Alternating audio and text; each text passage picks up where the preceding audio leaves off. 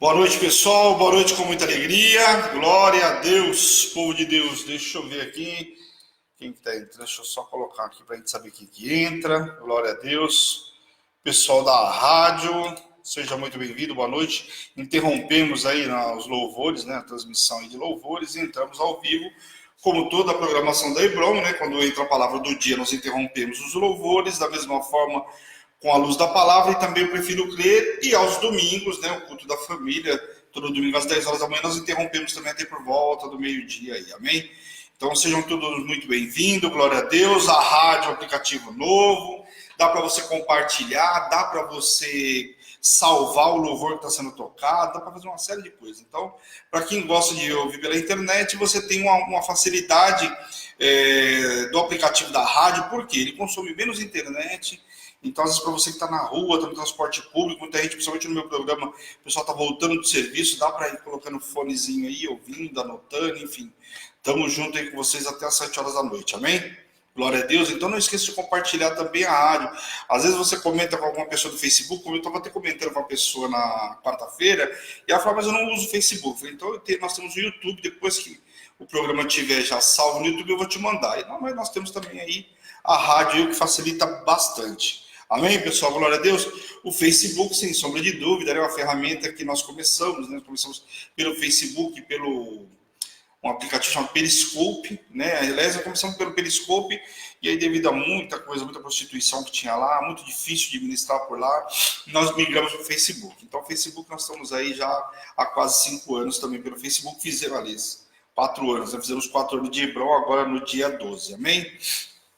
No dia que nós voltamos com a luz da palavra, logo no dia seguinte retornamos também o Prefiro Crer. Então a semana foi uma semana abençoada. E quem não viu o Prefiro Crer de ontem, está lá no Facebook. Tem o testemunho do Everton. Na terça-feira nós tivemos o testemunho do Arnaldo, comentei um pouco na quarta-feira. E ontem nós tivemos do Everton. O Everton novinho de Hebron, aí 2 meses de Hebron, viveu aí o extraordinário. E a Hebron é isso, como diz a Maísa, só não vive quem não quer. A Hebron tem muita coisa para viver. Quem se colocar aí para viver na Hebron, participar dos propósitos, vai viver aí o extraordinário, amém? Vou pedir uma coisa para vocês, não esqueça de compartilhar, pessoal. Compartilha aí o Facebook, compartilha a rádio, não deixe de compartilhar, porque aí o pessoal vai conectando aí. Nós estamos no propósito da família, quarta, quinta e sexta. Então a bispa daqui a pouco está aqui conosco hoje no estúdio, né? Mas ela não está agora, está gravando o áudio do encerramento desse propósito, amém? Então daqui a pouco o pessoal começa a chegar aí. Quem tiver no propósito, ouve o áudio da bispa aí e depois volta comigo aqui. Por quê? Porque aqui fica gravado, depois você pode continuar vendo. Mas o propósito da família tem horário específico, 6 da manhã, ao meio-dia e às 18 horas. Então nesse momento ela está gravando, mais uns 5, 10 minutinhos já está aí para você ouvir. Amém? Depois você volta comigo, vou estar te esperando. Glória a Deus. Recados, acho que foram todos esses. Eu tinha pedido na quarta-feira, pessoal, o pessoal... vindo no Prefiro Crer, né? Já que tem ligado, tem tentado marcar algumas visitas aí, o pessoal, para vir dar o testemunho, mas ainda é resistência do pessoal para vir no Prefiro Crer. Você precisa vir aqui dar o teu testemunho, contar a tua história, contar aquilo que Deus fez na tua vida, não só para edificar a tua vida, mas para edificar a vida de todos. Lembrando que quando você exalta o nome do Senhor, é aquele que fez o milagre na tua vida, então não podemos ser diferente. Nós temos que dar honra e glória para quem merece toda a honra e toda a glória, que é o Senhor que tem feito milagre na nossa vida. Amém? Glória a Deus. Deixa eu contar uma coisa para vocês. Sábado e domingo nós temos um propósito também, relógio de oração infantil. Eu recebi o post, daqui a pouco, quando acabar o programa, eu vou mandar o post na minha lista de transmissão aí. Então, se você receber, aí você já entra, cadastra lá, vai ser via link, ou já você está sabendo ou não? Boa noite, com muita alegria. Vai ser via link? Não, você não sabe, né? Vai ser via link? Então eu vou estar mandando o link para vocês. Se você tiver filho, coloca o teu filho, né? Cadastra lá, entra com o teu celular, ou com o celular do teu filho, como você achar melhor. O importante é você monitorar o teu filho. Às vezes você tem um filho que sabe mexer muito bem no WhatsApp, vai saber no horário, vai ter compromisso com o horário. Se não tem, as crianças, elas querem ter o compromisso, mas elas não entendem às vezes de horário. Então você, pai e mãe, que é responsável, coloca o despertador no teu celular lá, meia hora antes, acorda o filho, desperta ele, para que ele possa participar do relógio infantil. Amém, pessoal? É importante as crianças serem ministradas. E é papel fundamental do pai e da mãe. Nós vimos aí na luz da palavra, Eu já falei isso, vou continuar falando sobre isso, e é papel do pai e da mãe, a educação dos filhos, colocar ele no caminho do Senhor. Aliás, a Bíblia diz isso. Então não deixe de colocar teu filho no caminho. Amém? Glória a Deus. Recados dados, nós terminamos o livro de Levítico na quarta-feira. Então, um livro que nós começamos um pouco antes das férias. Acabou que nós paramos nas férias de julho e voltamos, depois tinha mudança de estúdio, já voltamos no estúdio novo. Eu falei para vocês olharem aí, né? O cenário novo, nós temos uma página nova aí, tudo lindo e maravilhoso, aí tem muita novidade. Até o final do ano nós vamos ter muita novidade na Hebron. E hoje nós estamos começando um livro novo, que é o livro de Números.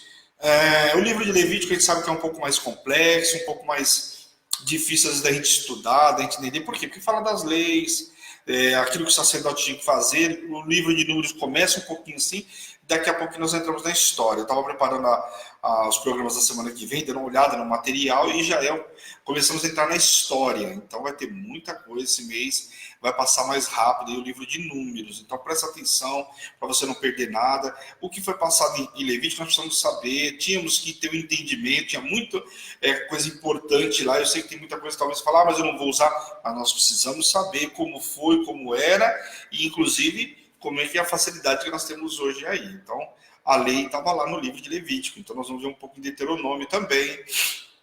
Então, nós precisamos prestar atenção no que diz respeito à lei. Amém?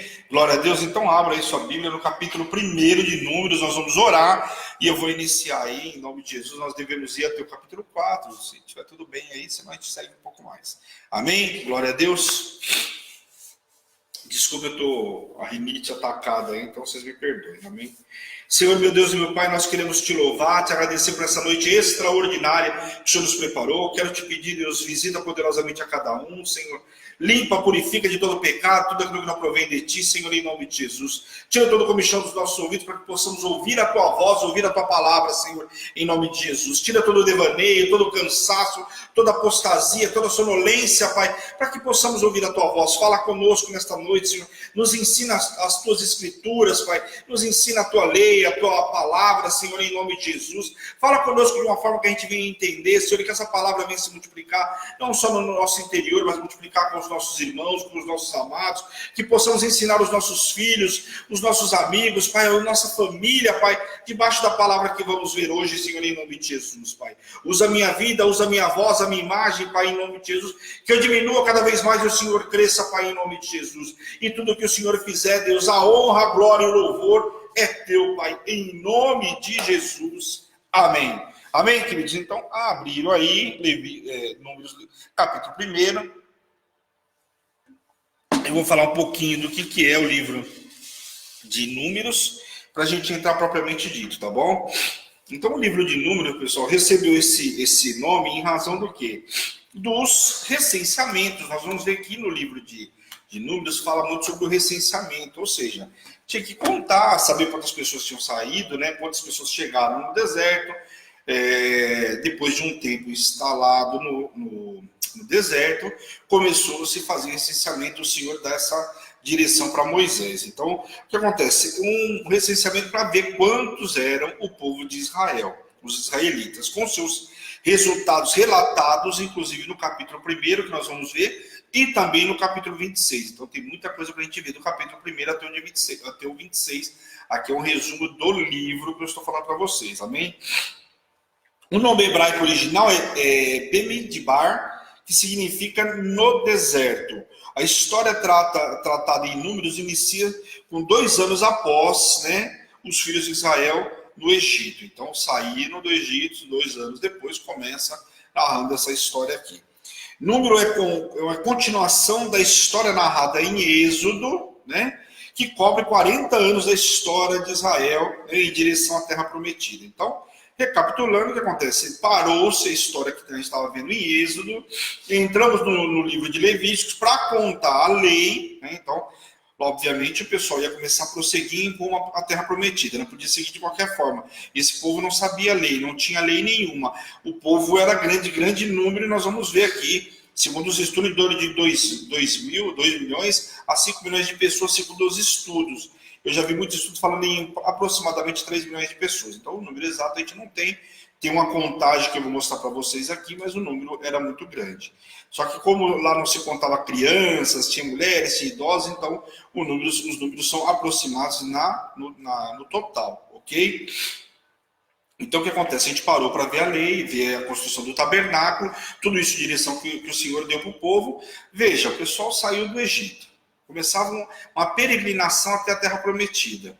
O que eles precisavam entender? Primeiro, uma lei, para eles poderem se organizar. Afinal, até então eles eram escravos, então tudo que se vinha de Faraó e os egípcios controlavam todos eles. Agora não, precisava ter uma lei para o povo se organizar e caminhar rumo à Terra Prometida.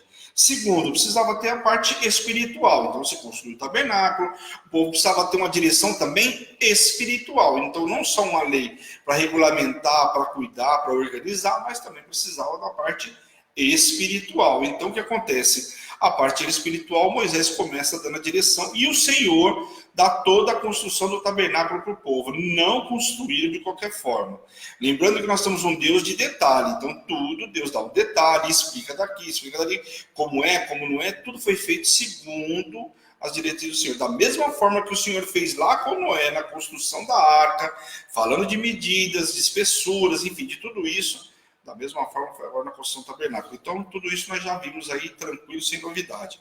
E agora o que acontece? Agora vamos continuar a história do povo. Saiu, entendeu a lei, estava vendo a parte espiritual e agora vamos começar a caminhar. E aí começam a aparecer algumas situações, porém agora já com lei para se cumprir, né? Com algumas diretrizes para serem feitas. Amém? Então, o que Deus faz? A primeira coisa, Deus manda levantar um censo em Israel.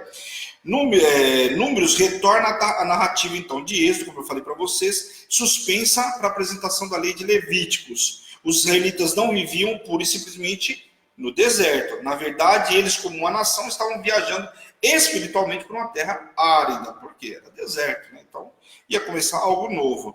Deus já havia libertado eles o quê? Da escravidão, mas ainda havia o quê? Não tinha levado eles ainda para a terra prometida. E a gente sabe que a história fala que o percurso que era de 40 dias se tornou em 40 anos. E eu já falei isso também no programa, lembrando que isso estudos feitos em linha reta, né? Então é como se eles estivessem dando volta na montanha, por isso demoraram 40 anos. Amém?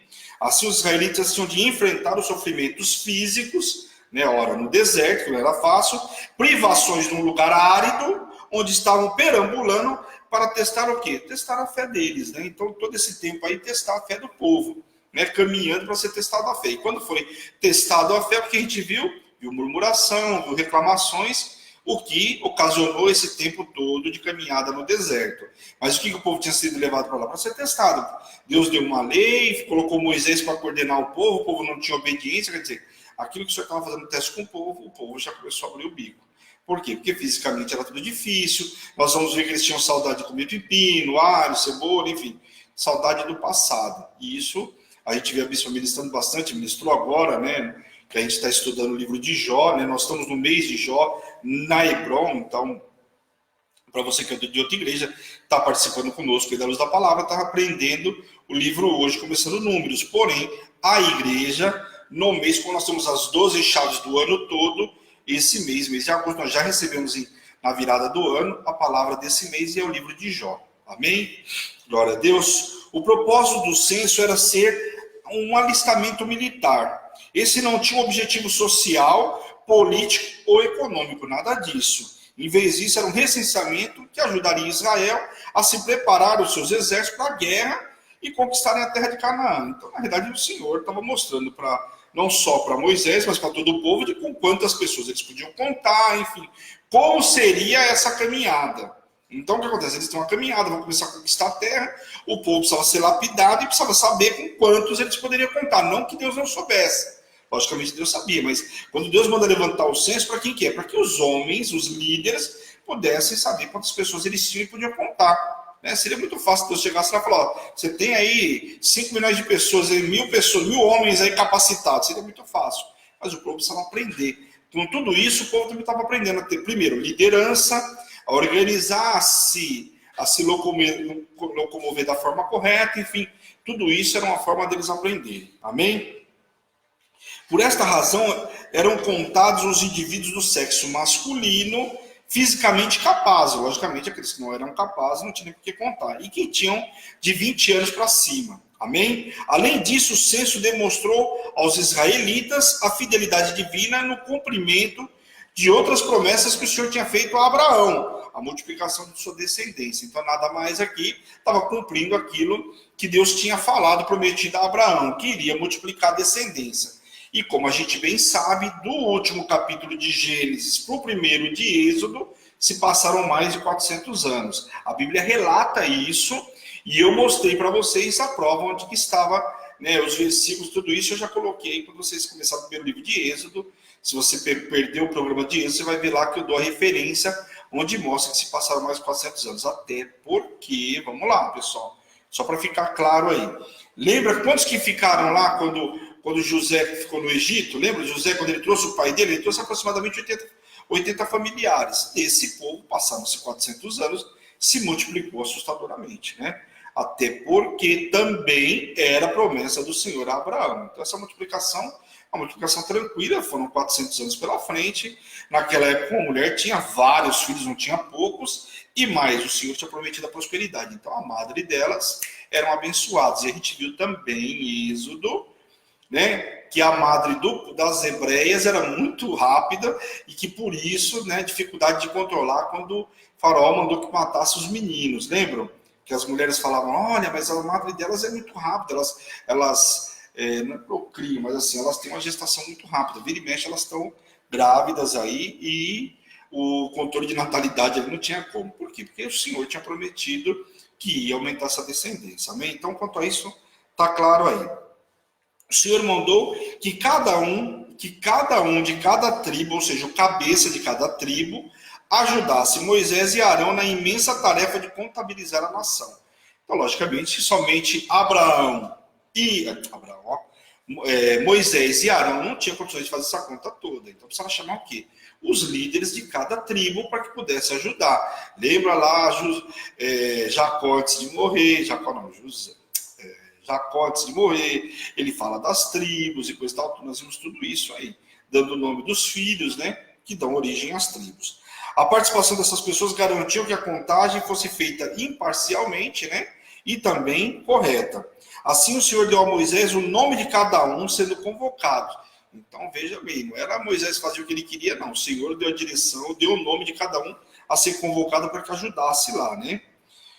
Os nomes de cada um sendo convocados dentro da comunidade, escolhidos por causa de suas posições e liderança. Então, logicamente, o que o Senhor estava colocando para eles é que não era qualquer um, eram caras que tinham lideranças, eram cabeça daquela tribo que poderia muito facilmente ajudar a fazer esse censo. Amém? No capítulo 1, até se você for ver, tá lá os nomes de todos, eu não vou ficar lendo, porque a ideia é isso aí, você vai ler. Eu vou falar aquilo que não está escrito e nós vamos ver o estudo. Mas aqui está lá, dos filhos de Rubem, o primogênito tinha 46.500. Dos filhos de Simeão, tinha 59.300. Dos filhos de Gad, tinha 45.650. Dos filhos de Judá, 74.600. E por aí vai. Então, tudo isso aí está no capítulo 1. Depois você lê.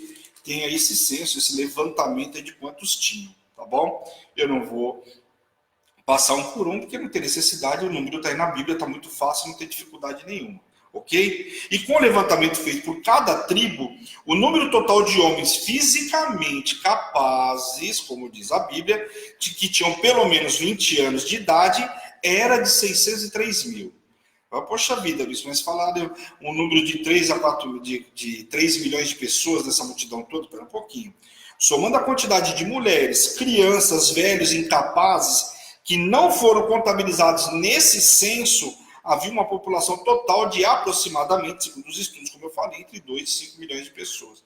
Por quê? Porque não estava contando abaixo de 20 anos, não estava contando as crianças, né, nesse meio do caminho, os jovens, os adolescentes, não estava contando as mulheres e também os idosos. Então, você imagina, se cada um desses homens aqui tivesse aí 4, 5 filhos, né? Aí vamos pôr, tem pai, tem mãe, tem mulher. Então, você imagina que o número é um número factível, não é nada de extraordinário. Amém? Então aqui fala, o capítulo 1 fala muito sobre isso. Depois fala sobre o quê?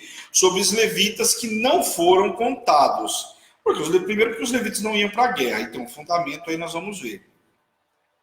Os levitas não foram incluídos no censo. A tribo de Levi era sagrada e pertencia exclusivamente a Deus. Por quê? Porque ia cuidar das coisas do tabernáculo, ajudando os sacerdotes. Amém? Para que pudesse manter as 12 tribos separadas, mesmo porque os levitas não foram contados com as outras tribos de José. No caso, por quê? Porque a tribo de José recebeu 2 dotes, um para cada filho, Manassés e Efraim. Assim, a tribo de José ficou com uma porção dobrada, em dobro. Por quê? Lembra que acontece? Os levitas não tinham uma área específica, eles ficavam, nós vamos ver na divisão das terras, nós vimos, vamos falar um pouco mais sobre isso. Eles ficam no meio dos povos, o Senhor vai dando a direção para eles. Então, eles não tinham terra. José, por sua vez, eram os 2 filhos deles. Então, por isso que dá o número de 12.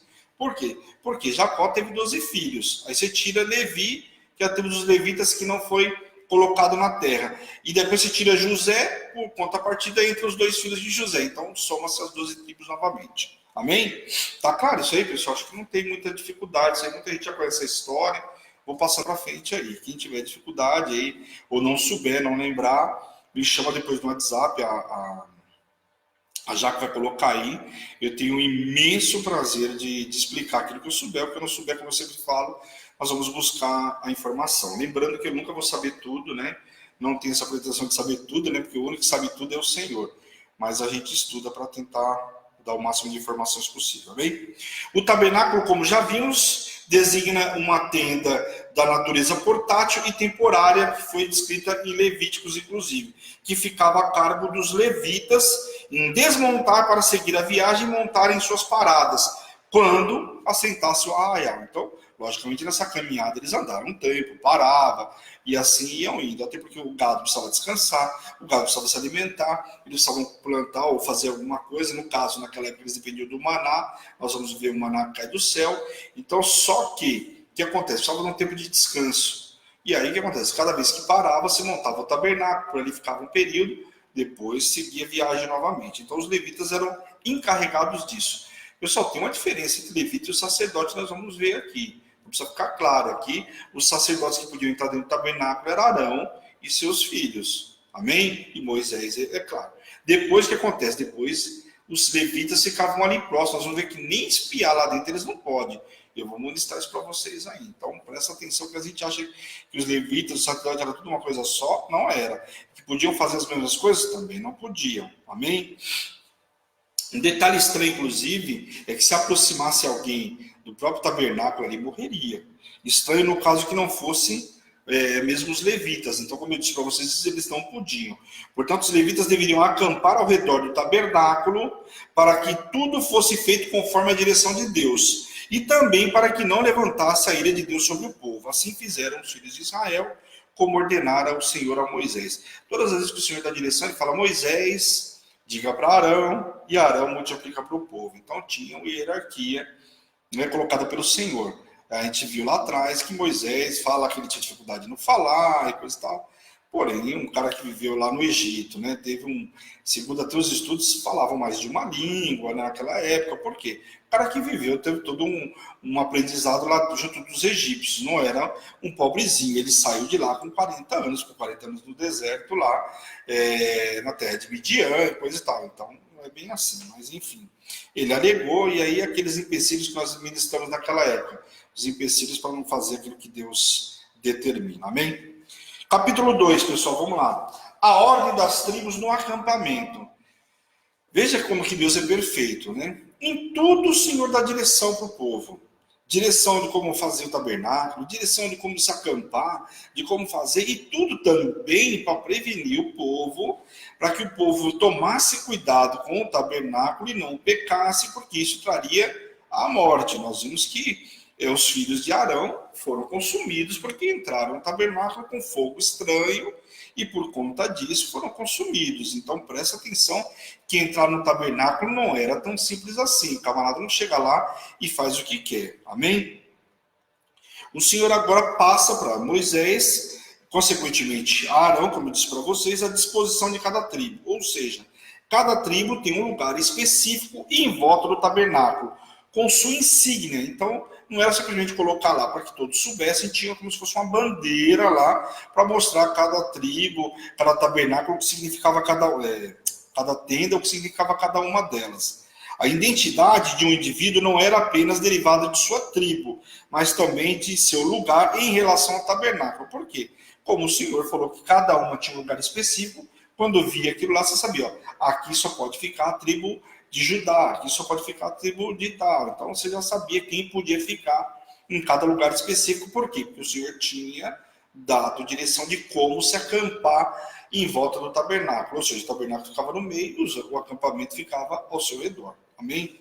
A expressão ao redor, porque ninguém ousava chegar ao tabernáculo a fim de que a santidade divina pudesse ser respeitada. Então, por que eles ficavam com as tendas ao redor? Não podia chegar muito perto do tabernáculo. Né? Era apenas uma forma deles estarem próximos, né? Receber a bênção, estar no centro do acampamento, porém não podia chegar muito próximo. Por quê? Porque ali representava a santidade, então são as pessoas específicas que podiam entrar lá. Amém? Há lugar e propósito para todas as tribos do povo de Deus. Todos eles foram o mesmo povo e exército. O povo de Israel e agora a igreja de Cristo. Todas as tribos têm a mesma importância e autoridade. Todas caminham para a terra prometida e todas estão guerreando na batalha pelo Senhor, né? Para conquistar o mundo para Cristo. Então cada um tem a sua função. Nenhum é mais importante ou menos importante que a outra. Só que algumas foram separadas específicas fazendo uma coisa. Um tá lá, o levita está lá para adorar, o sacerdote está lá para orar. Então cada um tem a sua função. O guerreiro está lá para conquistar. Né? Enquanto um está orando, o outro está guerreando lá para tomar posse da terra, para colocar os pés na terra, como os espias que foram lá olhar a terra. Então, cada um tem a sua direção, nenhum é mais ou menos importante. Logicamente, a responsabilidade maior estava sobre a vida de Moisés, mas todas as tribos tinham a sua importância e autoridade, só que cada um dentro da sua função, como é uma empresa, cada um exerce a sua função. Mas você pegar a tia da faxina e colocar para ser presidente de uma empresa, não menosprezando ela tem uma função dela, se ela não limpar, o ambiente vai ficar ruim, uma reunião importante pode não ser fechada, um contrato, porque o cara chegou lá, está tudo desorganizado, tudo sujo, mas que empresa é essa que eu vou colocar minha empresa fechando um negócio com uma empresa completamente desorganizada, suja, né, com um cheiro ruim? Então tudo tem uma função, cada coisa tem a sua responsabilidade, só que vou usar um termo, né, do mundo, aí cada macaco no seu galho. Amém? Levíticos capítulo 2, versículo 34. Vamos ler aqui, vamos ver o que diz aqui.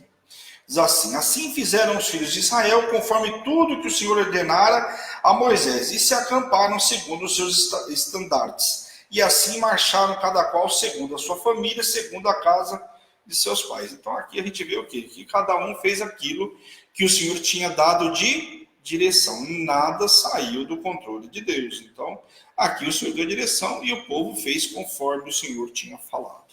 Amém? Capítulo 3, vamos lá. O número e o ofício dos levitas. Agora já começamos a entrar no outro patamar aqui. Vamos começar a dar o quê? A disposição dos levitas aí. O foco do capítulo 3 é nos sacerdotes e nas famílias da tribo de Levi, que é os levitas, né, os responsáveis pela adoração, coisa e tal. Então, o foco aqui principal nesse capítulo 3 é com relação aos levitas, amém? Vamos ler lá o versículo do 1 ao 4, que diz assim: são estas, pois, as gerações de Arão e de Moisés, no dia em que o Senhor falou com Moisés no monte Sinai. E são esses os nomes dos filhos de Arão: o primogênito Nadab, depois Abiú, são os dois que morreram lá, Nadab e Abiú, Eleazar e Itamar. E aqui vale lembrar que um dos filhos, que é Itamar, vai ficar responsável por algumas coisas do tabernáculo, para acompanhar os levitas. Então presta atenção no nome dele, porque dois morrem, mas os outros ficam responsáveis aí. Esses são os nomes dos filhos de Arão, os sacerdotes ungidos, consagrados para oficiar como sacerdote. Mas Nadab e Abiú morreram perante o Senhor quando ofereceram fogo estranho perante o Senhor no deserto do Sinai e não tiveram filhos, porém Eleazar e Itamar oficiaram como sacerdote diante de Arão, seu pai. Então aqui só lembrando, pessoal, lembra que os dois filhos dele entraram com fogo estranho e foram consumidos imediatamente. Arão rasgou suas vestes, sentiu muito o que tinha acontecido e coisa e tal, mas perdeu dois filhos dele. E os outros filhos, esses dois, Eleazar e Itamar, continuaram exercendo o sacerdócio. E aqui fala e deixa muito claro que os sacerdotes eram Arão e seus filhos. Então, vê a distinção dos levitas. Os levitas são os adoradores, iriam ajudar no tabernáculo, porém não podiam entrar dentro de onde ficava a arca. Então, tinha algumas restrições. Então, é importante a gente saber isso, pessoal. Diferença dos levitas e dos sacerdotes. Amém? Vamos olhar aqui. Então, assim, a tribo de Levi, aqui é destacada, são dadas aos levitas as suas responsabilidades no cuidado com o tabernáculo. Então, aqui os levitas tinham cuidado ali com o tabernáculo, como eu disse para vocês. Os levitas, contudo, não eram sacerdotes. Apenas Arão e seus filhos poderiam exercer tal papel. Os levitas que cuidavam do serviço relativo às coisas consagradas de alguns utensílios usados no tabernáculo, mas só os sacerdotes é que ministravam dentro do tabernáculo. Então, se tivesse que lavar algum objeto, dava-se para os levitas, mas aqui lá dentro do tabernáculo, tudo que era feito lá dentro, somente Arão e seus filhos. Ok? Vamos ler o versículo do 11 a 13 aqui, que diz assim: Disse o Senhor a Moisés: Eis que tenho eu tomado os levitas do meio dos filhos de Israel, em lugar de todo primogênito que abre a madre entre os seus filhos de Israel.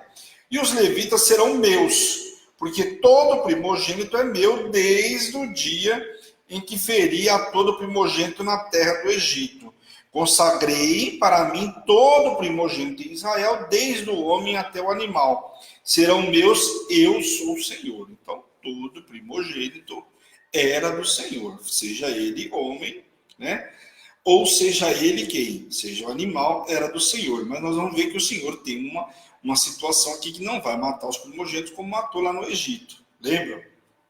Pois bem, os levitas foram separados para o Senhor, representando todos os primogênitos de Israel.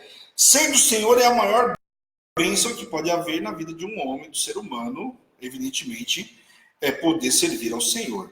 As 3 tribos de levitas eram elas: Gerson, Coate e Merari. E isso você vai ver lá em Gênesis, se eu não me engano, capítulo 47, fala lá quem são a herança lá dos filhos de Levi.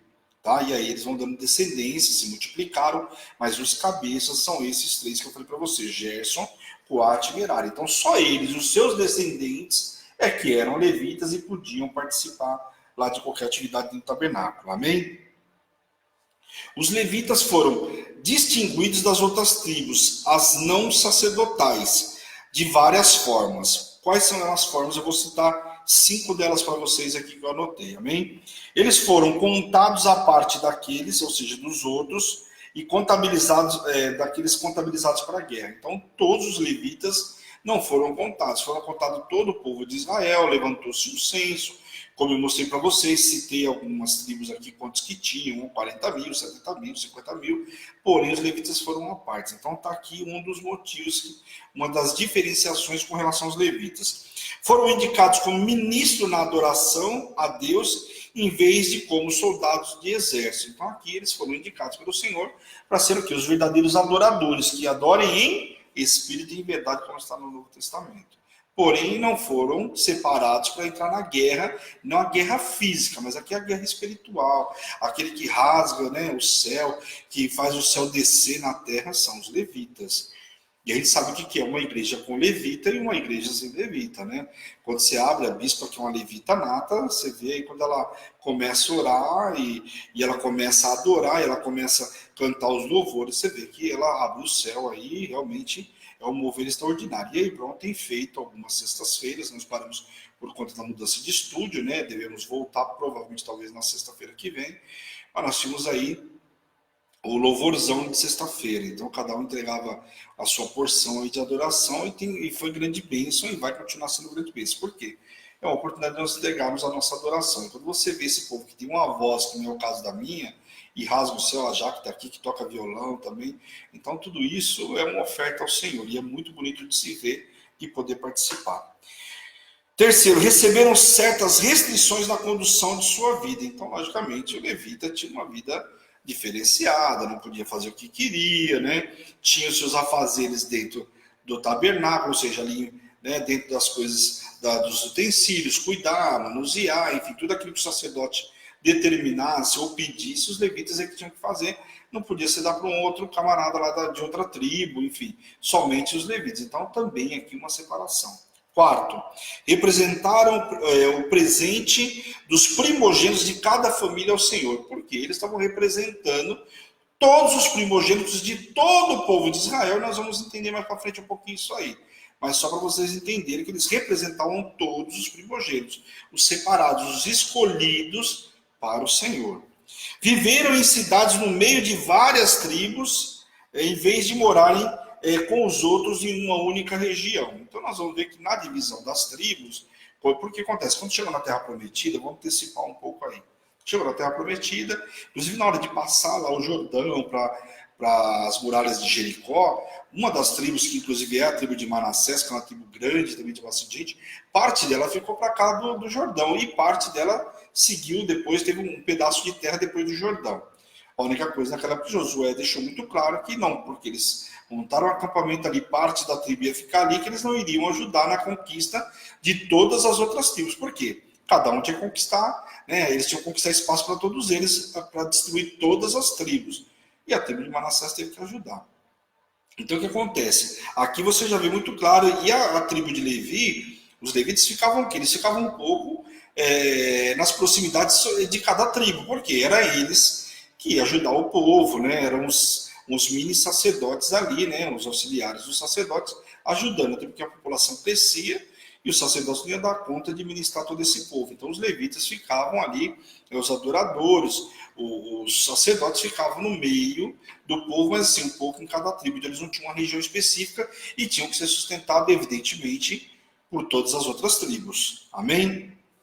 A tribo de Gerson cuidava e tratava dos elementos do tabernáculo. Então aqui começam as especificações de cada uma desses três povos oriundos da origem de Levi. Amém? A tribo de Gerson cuidava e tratava dos elementos do tabernáculo. Os contados do sexo masculino acima de um mês de idade totalizavam 7.500. Responsáveis das cortinas do templo, assim como o tabernáculo, ficavam a seu cargo. As tarefas da família de Coate ficaram concentradas no cuidado dos móveis e utensílios sagrados do tabernáculo. Eleazar, filho de Arão, supervisionava o trabalho como chefe dos encarregados, pois a mobília sagrada podia ser manuseada de formas específicas, só podia ser manuseada de formas específicas. Então, ele estava ali para tratar e cuidar e orientar que elas fossem manuseadas da forma correta e não viesse a trazer nenhum dano. Ainda hoje a gente fala, olha, quando às vezes você fala para a pessoa assim, olha, mas isso aqui é da igreja, toma cuidado, não é um produto qualquer. Isso aqui é um produto da igreja, tem que ter um cuidado. Por quê? Está consagrado ao Senhor. Você vê aqui que o Senhor determinou equipes para cuidar de cada coisa. Quando você chega numa igreja grande, por exemplo, você vê que cada equipe é responsável por uma coisa. Todo mundo sabe que eu vim da Renascer, e lá na Renascer tinha a equipe da tesouraria, a equipe que cuidava da logística, a equipe da ceia, cada um tinha uma função. E tudo precisava andar muito bem. Agora não adiantava dar uma mesma função para 200 pessoas, e 200 pessoas fazendo talvez uma coisa só, aquilo que era mais confortável para cada um, aquilo que cada um talvez soubesse fazer melhor, e as outras coisas iam parar. Então cada equipe era responsável por uma coisa. Então aqui o Senhor começa a dar essa diretriz. E aqui coloca Eleazar para que os equipamentos, né, da igreja, vamos dizer assim, fossem manuseados de forma correta e não viessem a ser quebrados ou danificados. Amém?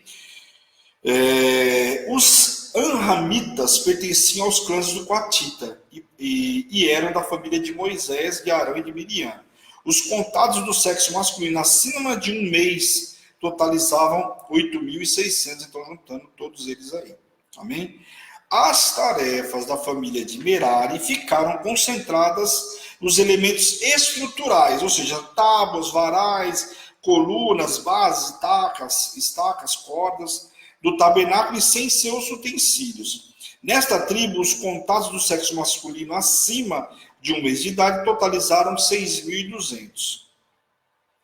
O leste, aqui especificamente o leste, lá olhando a geografia, a topografia da época, o leste era a área em que ficava Moisés, Arão e seus filhos. Indicava o quê? A posição mais favorável, logicamente, pela responsabilidade dos camaradas que estavam nessa região. Responsabilidade desses era proteger o tabernáculo contra aquele tipo de aproximação não apropriada. O número total de levitas foi de 22 mil. Agora vamos falar sobre o resgate dos primogênitos. Vamos continuar aí, não durma. Mais 15 minutinhos aí. Deixa eu só secar aqui porque começa a dar uma sede danada. Resgate dos primogênitos, eu vou explicar para vocês o que é. Os primogênitos das famílias de Êxodo pertenciam ao Senhor, né? Nós vimos lá em Êxodo, porque Deus os havia salvado, lembra? Deus salvou o povo hebreu, os primogênitos hebreus, estão lembrados disso aí? Pois bem. A primeira cria dos animais dos israelitas também eram oferecidos como sacrifício ao Senhor, ou seja, os primogênitos do animal. Entretanto, os primeiros filhos dos israelitas não deviam ser mortos como foram os primogênitos do Egito. Então aqui não é que ia ser mortos, eles eram do Senhor, mas tinha uma especificação de como fazer. Os primogênitos israelitas foram resgatados pela dedicação dos levitas ao serviço do Senhor. Então é como se os levitas ocupassem o lugar, uma oferta, vamos lá, uma oferta viva, né? Ao invés de ser entregue morto, como eram entregues os animais e holocausto e coisa e tal, no caso dos filhos de Israel, não, era representada pelos levitas, e nós vimos aí esses 22 mil. Agora, estando eles no deserto, no segundo ano de sua libertação, a troca dos primogênitos pelos levitas foi, de fato, realizada. E o número total dos primogênitos era de 22.273. O recenseamento da tribo de Levi foi feita depois da contagem oficial dos primogênitos de Israel. Então, primeiro contou todos os primogênitos de Israel, para depois fazer a contagem dos levitas, para ver a diferença de quantos tinham, porque todos os primogênitos tinham que ser entregues ao Senhor. Consegue entender esse raciocínio? Vamos devagar lá. Todos os primogênitos precisavam ser entregues ao Senhor, certo? Pertenciam ao Senhor e ia trabalhar na casa do Senhor. Porém, só os levitas que podiam, certo? Então, vamos fazer um levantamento, depois que levantou todos os primogênitos de todas as tribos, vamos ver quanto tem e quanto nós temos que são, né, oriundos da tribo de Levi, lá dos Coatitas, tarará, né, que eu acabei de falar para vocês. Então vamos ver quantos tem e vamos ver a diferença de cada um deles. Por quê? Porque eles têm que ser entregues ao Senhor, amém? Legal? E aí o que acontece? Acontecendo a contagem oficial deles para processar a troca oficial dos mesmos pelos filhos de Levi, que substituíram os primogênitos do culto que prestariam ao Senhor no tabernáculo, como propriedade exclusiva de Deus. Amém? Tá claro aí? Entendeu, Jaque? Se não entendeu, pode falar, Jaque. Eu tentei explicar de uma forma para o povo entender por quê. Todos os primogênitos, eu vou explicar para a Jaque, você entenda aí. Eu não estou dizendo que a Jaque não entendeu. O que acontece? Todo primogênito era do Senhor. Porém, só os levitas que podiam servir ao Senhor, certo? Então, quer dizer, levantaram quantos que tinham e substituíram pelos levitas. Se faltasse, aí nós teríamos um problema. E é isso que nós vamos ver agora. Porque deu mais primogênito do que levitas. Então, presta atenção. Como os primogênitos de Israel excederam o número de levitas em 273 almas, foi exigido para seu resgate, ou seja, para que eles não ficassem lá porque não podiam de fato, ou também não podia ser morto, né, para entregar como holocausto, um pagamento em dinheiro, num total de 1.365 ciclos no santuário. Então tinha que entregar esses 1.365 ciclos, né, na moeda corrente da época, lá no tabernáculo, representando que estava pagando por aqueles primogênitos que não iriam exercer tal função. Continha essa entrega aos filhos de Arão, que prestavam o sacerdócio ao Senhor. Então, o que acontece? Como tinha mais primogênito do que levitas, eles pegaram, contaram, dividiam e existia um valor a ser pago para que eles, que fosse um valor justo e que se representasse todos os primogênitos de Israel. Ok? Tranquilo, pessoal? Amém, espero que sim, né? E deu a Moisés o dinheiro, né, dos resgatados a Arão e a seus filhos, segundo o mandado do Senhor, como o Senhor ordenara a Moisés. Então, até isso, o Senhor deu diretriz, que pegasse todo esse dinheiro e entregasse a Arão e seus filhos no sacerdócio. Por quê? esses camaradas não iam fazer o serviço dos levitas. Mas, né, o que acontece? Como indenização, vamos dizer assim, tinha que ser pago para eles, porque estaria faltando 273 camaradas lá para ajudar os seus filhos. Amém? Capítulo 4. Hoje nós vamos para o capítulo 4 aí, espero que todo mundo tenha entendido, não está muito difícil, né, pessoal? Para gente entender as escrituras aí, tranquilo? Todo mundo tranquilo? Coloca um joinha aí, deixa eu ver quem está aqui, que eu já nem falei nada, né? Me perdoa, vamos lá. Carol Fonseca, boa noite com muita alegria. Deixa eu ver aqui. Vamos lá, nem dei boa noite hoje para todo mundo, que feio.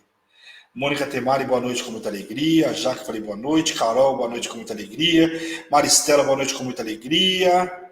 Marinalva, Mari, Camille, filha linda. Jaqueline Rodrigues, boa noite com muita alegria. Rose Franco, Shirley Mococa, boa noite com muita alegria. David Roger, glória a Deus. Vladimir, boa noite com muita alegria, meu amigo lá da rádio. Miriam, boa noite com muita alegria, muito bom ter você conosco. Gé Freitas, Luci, boa noite com muita alegria. O seu filhão Lucas. Deixa eu ver aqui mais aqui.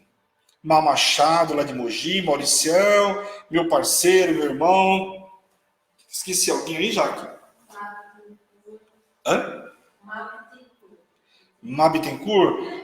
Boa noite com muita alegria. Glória a Deus, muito bom ter vocês comigo. Eu acabei não falando no comecinho, não estava aparecendo para mim algumas pessoas, porque o pessoal estava participando do propósito. Depois começou a entrar a galera aí. Então, sintam-se todos, né? Boa noite, um abraço aí carinhoso de cada um.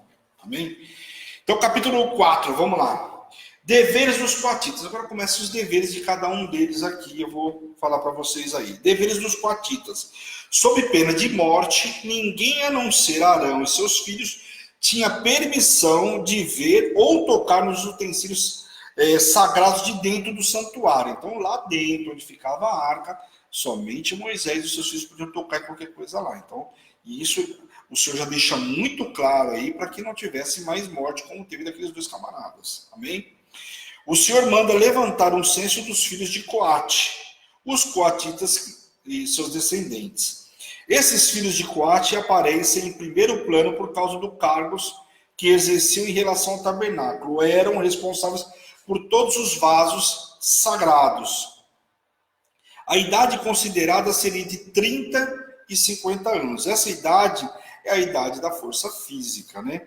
Ideal para a obra dos coatitas, que era de carregar e montar o tabernáculo. Portanto, poderiam dedicar às coisas santíssimas, né? Não podiam entrar lá, mas podiam, após o desmonte, lá podiam carregar e coisa e tal. Eram eles os responsáveis. Arão e seus filhos tiraram o véu da separação entre as duas partes do tabernáculo, o santo lugar, o lugar santíssimo, onde se mantinha a arca da aliança, e deveriam colocar em cima uma cobertura de peles finas e por cima dela um pano azul. Ou seja, a arca tinha de ser coberta com um pano azul por cima das peles e não sob, como no caso das outras coisas consagradas. Então, ali tinha todo uma... Você olha aí, a Bíblia vai falando muito sobre esse pano azul aí. A mesa da apropriação, que é a mesa da presença de Deus, deveria ser estendido o pano azul e sobre ela colocar as galetas, que são os recipientes aí, usados para o sacrifício, amém? Dos quais se entornava o líquido da libação, das libações, que deveria ser colocado também o pão contínuo, uma vez que ficava continuamente exposto diante do Senhor sobre a mesa, amém? Libação, o que é, pessoal? É o ato de derramar a água, o vinho, o sangue ou outros líquidos com a finalidade religiosa ou um ritual em honra a Deus ou a divindade. Amém? Aqui a Bíblia fala sobre um pano de carmesim. O que indica isso segundo os estudos? Indica um inseto ou um gorgulho, né?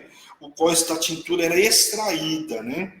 Segundo os estudos, o pano azul, a tintura era extraída de uma espécie de molúsculo que era encontrado nas praias ao redor da península do Sinai. Então, isso aqui é estudos, tá? Não está escrito, fala sobre o pano, fala sobre a especificação, mas segundo os historiadores teria sido encontrado ali e por isso dava cor para eles. Inclusive, essa tinturaria era a prática conhecida dos cananeus no século XVI, tá? Isso aí para nível de curiosidade, tá, pessoal? Depois a instrução de que todos os demais utensílios deveriam ser cobertos da mesma forma. Então tudo tinha que obedecer o mesmo rito aí.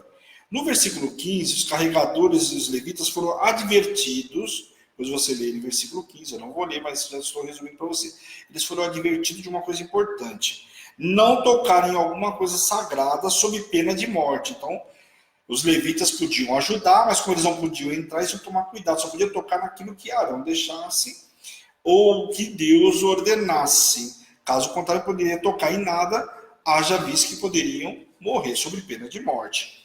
Depois o Senhor torna a advertir os coatitas que seriam eliminados. Olha, toma cuidado, senão vocês vão ser eliminados do meio dos levitas, se fossem descuidados no manejo das coisas santíssimas. Olha aí o que eu falei para vocês agora há pouco sobre aquilo que é santo, aquilo que é do Senhor, temos que tomar cuidado. Por isso que quando a gente pega um utensílio, que diz, olha, isso aqui eu ganhei um tablet, como eu falei para vocês, da igreja, glória a Deus pela vida de vocês, eu já agradeci a semana passada, no dia do meu aniversário, enfim.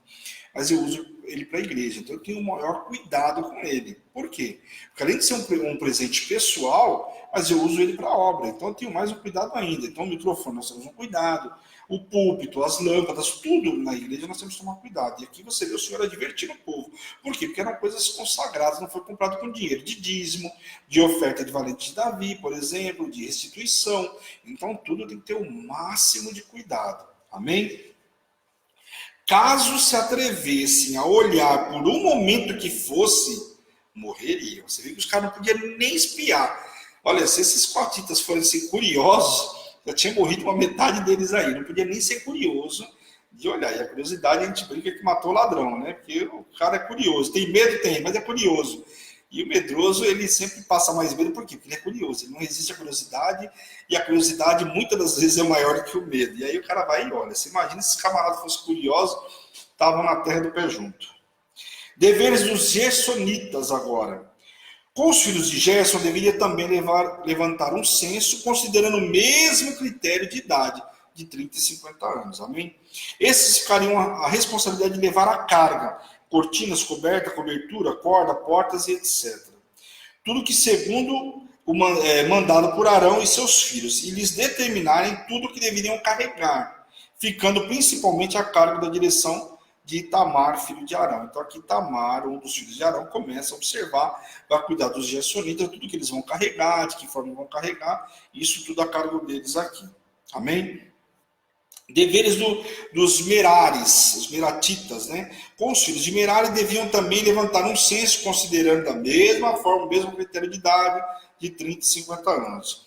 Esses ficariam a responsabilidade de levar as tábuas do tabernáculo, os seus varais, as suas colunas, suas bases, estacas, todos os utensílios e tudo que pertencia ao serviço e os objetos designados nome por Itamar, filho de Arão. Então, tudo que Itamar determinasse, eles poderiam carregar. Então, tudo, lembrando, com ordem de decência.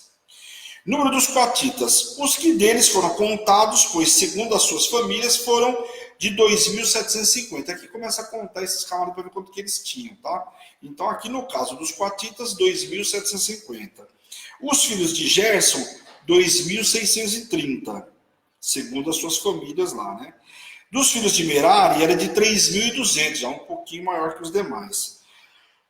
Dos números de todos os levitas, todos que foram contados dos levitas, segundo as famílias e segundo a casa de seu pai, foram de 8.580. Portanto, a família de Moisés e Arão, os coatitas, estavam encarregados do seu transporte sob a direção de Eleazar, filho de Arão, e as demais famílias levíticas receberam o trabalho menos honroso de carregar as cortinas, no caso dos gersonitas, e as várias colunas, e os meratitas. Esse trabalho estava sob supervisão do sacerdote Itamar, o outro filho de Arão. Então aqui, novamente, o filho de Arão sendo responsável pelo carregamento. Então aqui uma parte onde fala realmente do censo. Tá bom? Nós vamos até aqui Na segunda-feira, já vamos começar um outro patamar, já começa a dar um outro rumo para a história aqui, porque nós vamos falar sobre os leprosos, aqui o capítulo 5 fala o leproso e o imundo serão lançados fora do arraial, nós vamos ver o porquê que eles são lançados fora do arraial, vamos falar sobre os nazireus, o que é o nazireu, falar sobre tudo isso na segunda-feira, as ofertas de dedicação ao Senhor e as 7 lâmpadas do santuário. Tudo isso nós vamos falar na segunda-feira. Então tem muita coisa na segunda-feira. Nós vamos até o capítulo 4. Então, segunda, capítulo 5, 6, 7, 8. Se tudo tranquilo, a gente vai até o 9, talvez, com a Páscoa. Amém, pessoal? Glória a Deus. Se ficou qualquer dúvida, você me chama aí depois no WhatsApp aí da igreja, no 11 970 13 8161. Ou para quem tem o meu particular, pode ficar à vontade, né? Só não coloco ele aí porque tem o da igreja. Mas quem já tem o meu particular, fica à vontade, só me chamar e fazer a pergunta que precisar. Amém, pessoal? Glória a Deus, ó. Terminamos aí, deixa eu ver o horário. Opa, ó, quase em cima, né? Não foi. Não corri, né, para terminar no horário, mas enfim, terminamos aí no horário. Legal? Você, outro capítulo vai ficar muito pesado para sexta-feira, não ficar muito assunto também. Mas nós vimos muita coisa legal, entendemos o porquê do livro de números, por que ele leva esse número, que foi feito o censo, precisava, né, ter levantar o número de pessoas que tinham, o tanto de homens para ser preparados para a guerra, para poder avançar. Então tudo isso a gente viu hoje, e aí segunda-feira começa uma nova história, nós vamos ver, retoma também as situações de Arão, nós vamos ver aí também na semana que vem Miriam e Arão se levantando contra Moisés, e aí começa outra história, e eu falo para você vai ficar muito curioso aí, porque tem muita coisa legal para a gente ver aí. Amém, pessoal? Glória a Deus, vamos orar para vocês descansarem, em nome de Jesus. Senhor, meu Deus e meu Pai, nós queremos te louvar, te agradecer por essa noite extraordinária, por essa palavra que foi nos ministrada, por esse estudo, Pai, em nome de Jesus. Queremos te louvar, te agradecer pela nossa vida, por tudo que o Senhor fez nessa semana, Senhor, pelos programas que foram realizados com sucesso, Pai, em nome de Jesus. Quero te louvar, te agradecer por cada um que estava conectado, por cada um que vai ver na retransmissão, da mesma forma seja abençoado, Senhor, em nome de Jesus. Toca, cura, liberta, restaure e aviva o teu povo, Senhor, em nome de Jesus, Pai. Que cada um que vem receber esse estudo hoje seja tocado, curado e liberto, Senhor, em nome de Jesus. Entra em cada casa, Pai, transforma a história, transforma situações, Pai, tira todo o opróbrio, toda a miséria, Pai, em nome de Jesus. Que a chuva de bênçãos esteja sobre a vida de cada um, Pai, em nome de Jesus. E tudo que o Senhor fizer, Deus, a honra, a glória e o louvor é teu, Pai, em nome de Jesus. Amém. Amém, queridos? Glória a Deus. Olha, foi muito bom estar com vocês nesta 1 hora. Glória a Deus, segunda-feira tem mais. Domingo, não esqueça, pessoal, culto às 10 horas da manhã. Mais vale um dia na casa do Senhor do que 1000 aí fora. Não podemos deixar de estar no compromisso, que é estar na casa do Senhor. Não tem lugar melhor para a gente estar. Primeiro a gente vai para a casa do Senhor, cumpre o nosso compromisso. Legal da Hebron, que além que nós temos uma igreja virtual, você tem a possibilidade de entregar a tua primícia. Primeira coisa, vai entregar a tua primícia, depois você vai almoçar na casa do parente, da mãe, do pai. Você faz o que você quiser, tem o dia todinho para você. Mas primeiro você vai entregar a tua primícia ao Senhor. Então nós temos o culto sempre às 10 horas da manhã. Antes do meio-dia já terminou, você almoça, toma café, enfim. Vai curtir o teu domingão em família. E não se esqueça, amanhã começa o relógio de oração infantil. Sábado e domingo você vai receber o post aí. Se você não recebeu, me chama, eu chamo o WhatsApp da igreja também, para que você possa ser cadastrado, possa receber o link e se cadastrar. Lembrando que os propósitos agora são todos via link, você recebe o link, você tem que clicar lá para participar. Amém? Semana que vem tem propósito de novo, quarta, quinta e sexta também. Amém? Glória a Deus. Esta é Hebron, Igreja Apostólica Internacional, a minha terra prometida, a tua terra prometida, a igreja que te ama. Glória a Deus. Um beijo grande, pessoal. Tchau, tchau. Amo vocês em Cristo Jesus. Um grande beijo e tchau, tchau.